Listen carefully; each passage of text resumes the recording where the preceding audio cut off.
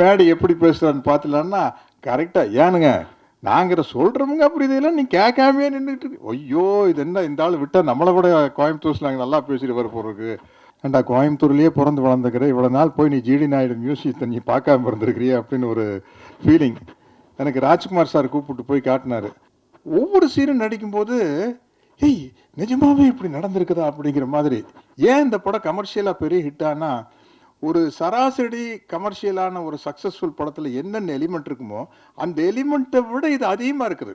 ஒரு சார் எத்தனையோ கதாபாத்திரங்கள் பண்ணியிருப்பாங்க, முக்கியமான பெரிய பெரிய ரோல்ஸ் எல்லாம் ப்ளே பண்ணி அந்த ஒரு பெருமை அவருக்கு இருக்கும். அதே மாதிரி இந்த படத்துலையும் ஜிடி நாயுடு சாருடைய ஒரு படத்தில் அவருடைய பயோபிக்ல ஒரு முக்கியமான கதாபாத்திரம் அப்படின்றப்போ கோயம்புத்தூர் பெருமை ஊர் பெருமையும் சேர்ந்து நம்மளுடைய தமிழ் வந்து இவ்வளோ பெரிய விஷயங்கள் பண்ணியிருக்கிறான்ற இந்த இந்தியனுடைய பெருமையும் சேர்த்து நீங்கள் வந்து நடிச்சிருப்பீங்க. So how was it working sir? இந்த படத்தில் நடிச்ச அனுபவத்தை பற்றி நீங்கள் ஷேர் பண்ணுன்ற ஆசை. ஒரு சில வார்த்தைகள் ஃப்ரம் யூ சார். வாங்க.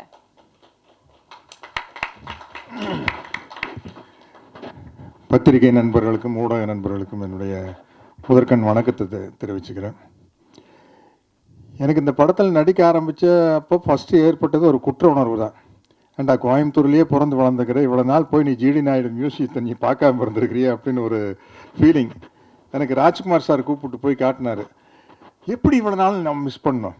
எங்களுக்கு ஸ்கூலுக்கு போகிறப்பங்க சைக்கிளில் போகிறப்ப நம்மளுக்கு 2 விஷயம் தான் தெரியும் தாத்தா பற்றி. ஏதோ ஜிடி நாயுடு ஒருத்தர் இன்ஜெக்ஷன் போட்டு இவ்வளோ பெரிய பப்பாளி பழம் பண்ணியிருக்கிறாராமா, அது ஒன்று.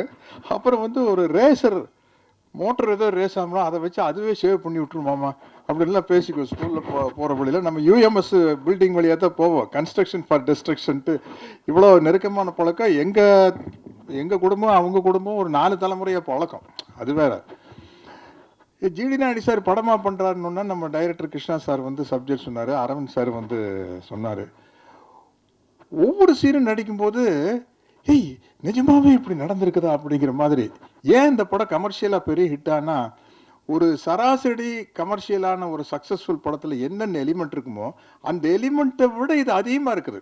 ஒரு சேலஞ்ச் இருக்குதா, தொடத்தட்டுற விஷயம், அண்ணாமலையில் ரஜினி சார் குறிச்சி வச்சுக்காங்கிற மேட்டர் இருக்கு இல்லையா, அதெல்லாம் ரியலாகவே நடந்திருக்குது.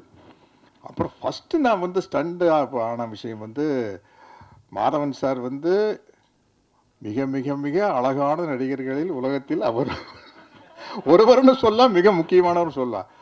அவர் வந்து நாங்கள் 2 பேரும் ஒரு ஹோட்டலில் ஸ்டே பண்ணியிருந்தோம். இவர் என்ன பண்ணார், கூட மேக்கப் மேன் மற்ற டிபார்ட்மெண்ட் யாரையும் கூப்பிட்டு வந்து இவர் மட்டும் பெல் அடித்து கதவை தட்டிக்கிறாரு. திறந்தா ஜிடி நாயுடு சாரினுடைய லாஸ்ட் கெட்டப்பில் நிற்கிறாரு. யா யா யா மேடி என்ன இது அப்படிங்கிற மாதிரி. அது நம்ம இப்போ மேக்கப் டிபார்ட்மெண்ட்டுக்கும் அதனுடைய பாராட்டுகளை சொல்லணும். அவ்வளோ பெரிய சேஞ்சுங்க, அவ்வளவு டெடிக்கேட்டடாக. அப்புறம் அடுத்த நாள் ஷூட்டிங் போகையில் நம்மளுக்கு வந்து உள்ளுக்குள்ள ஒரு சேலஞ்சு என்ன, நம்ம கோயம்புத்தூர்காரன், நம்ம கோயம்புத்தூர் ஸ்லாங் நம்மளால் என்ன பண்ணுறாருன்னு பார்த்துடலாம். மேடி எப்படி பேசுகிறான்னு பார்த்துலான்னா கரெக்டாக ஏனுங்க நாங்கிற சொல்கிறவங்க அப்படி இதெல்லாம் நீ கேட்காமே நின்றுட்டு இருக்கு. ஐயோ இது என்ன இந்த ஆள் விட்டால் நம்மளை கூட கோயம்புத்தூர் ஸ்லாங் நல்லா பேசிட்டு வர போகிறதுக்கு அப்படிங்கிற மாதிரி ஒரு எக்ஸ்பீரியன்ஸு. அப்புறம் லைனாக சொல்லிட்டு போல, அரவிந்த் சார் வந்து இதுக்காக எடுத்துக்கிட்ட மெனக்கெட்ட விஷயம் வந்து பெரிய விஷயம். அரவிந்த் சாருடைய ஒர்க்கு, ஜிடி நாயுடு சாருடைய பெருமையை சொல்லணும்னா தமிழ்நாட்டிலேயே பெரிய பாலத்துக்கு வந்து ஜிடி நாயுடு சார் பெருதை வச்சுக்கிறாங்க கோயம்புத்தூரில். தமிழ்நாட்டிலேயே இல்லை சவுத் இந்தியாவிலையா? தமிழ்நாட்டில் உறுதி. அது நாங்கள் ஷூட்டிங் எடுத்துருக்கையில் அன்றைய முதல்வர் திரு ஸ்டாலின் சார் அவர்கள் வந்து அந்த பாலத்தை திறந்து வச்சார். எல்லாம் அவங்க ஃபேமிலியெல்லாம் கூப்பிட்டு போய் பெரிய அளவில் மரியாதை பண்ணாங்க. நீங்கள் யார் எப்போ கோயம்புத்தூர் போனாலும் அந்த மியூசியத்தை போய் பார்த்துருங்க. அப்புறம் ஒவ்வொரு படத்துலையும் வந்து அதாவது ஒரு மேல் ஆக்டருக்கு வந்து கெட்டப் போடுறது ஈஸி இல்லையாங்க மேடி, நம்ம தாடி வைக்கலாம், தாடி எடுக்கலாம், இது விக் அப்படி. பட் ஒரு லேடி ஆர்டிஸ்ட், அது எஸ்பெஷலி ஹீரோயினாக இருந்துட்டு படத்துக்கு படம் ஒரு வேற மாதிரி கேரக்டர் பண்ணுறது ரொம்ப கஷ்டம். அது துஷாரா விஜயன் சூப்பராக பண்ணிட்டு இருக்காங்க. நான் முதலேருந்து பார்க்குறேன். இப்போ அவங்களோட இன்னொரு படம் நடிக்கிறேன். அந்த படத்துக்கு இந்த படத்துக்கு கேரக்டருக்கு சம்மந்தமே இல்லை. நீங்கள் மேடி நீங்கள் பாருங்கள், ரங்கநாயகி வேற, அது வேற. ஆமாம் ஆமாம். அப்புறம் இந்த படத்தினுடைய தயாரிப்பாளர்கள் விஜய் முருகன் அவங்கெல்லாம் நம்ம அதாவது பாகுபலி அடிக்கல பிரபாஸ் சொல்லுவார், அந்த ப்ரொடியூசருக்கு வந்து வேடிக்கை பட்டிருப்பாங்க. பாருங்க சார் வேற யாரோ படம் எடுக்கிற மாதிரி ஜாலியாக வந்து நிற்கிறாங்க சார், எல்லா செலவு அவ்வளோ செலவாயிட்டு இருக்குது. அவர் வந்து அந்த ப்ரொடியூசர் வந்து யாரோ படம் எடுக்கிறாங்கப்பா, அவர் ரொம்ப செலவு பண்ணியில அப்படிங்கிற மாதிரி. அதே மாதிரி தான் இவங்க 2 பேர். இவங்க 2 பேரும் இருக்கிற சந்தோஷத்தை பார்த்தா வேற யாரோ எக்கச்சக்கமாக செலவு பண்ணி எடுத்து இவங்க வந்து ஜாலியாக வேடிக்கை போட்டு நல்லா மாட்டினாயா அப்படிங்கிற மாதிரி ஒரு reaction. ஆனா இந்த படம் வந்து உலகம் பூரா பெரிய அளவில் ஒரு சாதனை பண்ணுங்க. ஏன்னா வந்து அவருக்கு ஜிடி நாயுடு சாரை வந்து நம்ம சும்மா கோயம்புத்தூர்காரங்க, தமிழ்நாட்டுக்காரங்க, இந்தியாக்காரங்கன்னு சுருக்கவே முடியாது. சுருக்கவே முடியாது. அவர் வந்து எடிசன் ஆஃப் இந்தியான்னு போட்டிருக்காங்க. நம்ம எப்போவுமே வெளிநாட்டுக்காரங்களை அதிகமாக புகழ்வோம். அஃப்கோர்ஸ் சினிமாங்கிறது எடிசன் கண்டுபிடிச்சது தான். நான் வந்து சிகாகோவிலேருந்து நயாகரா ஃபால்ஸுக்கு போகிற வழியில் ஒரு லெஃப்ட் சைடில் ஒரு சின்ன கிராமம், அதுதான் வந்து எடிசன் பிறந்த கிராமம். போர்டு வச்சுருந்தது. எனக்கு ரொம்ப விஞ்ஞானிகளை மதிக்கணுங்கிற ஒரு எண்ணம் இருக்குது. ஒன்றா அந்த கிராமத்துக்குள்ளே போனால் அவருடைய கண்டுபிடிப்புகளை எல்லாம் வச்சுக்கிறாங்க, எடிசனுடைய கண்டுபிடிப்புகள்லாம். அதை பார்த்துட்டு நம்ம ஜிடி நாயுடு சார் மியூசியத்தை வந்து ராஜ்குமார் சார் கூப்பிட்டு போய் காட்டினாரு. இது வந்து அதை தாண்டின விஷயம். உண்மையில சொல்கிறேன், நம்ம எல்லாரும் காலரை தூக்கி விட்டுக்கலாம். அதை தாண்டின விஷயம்.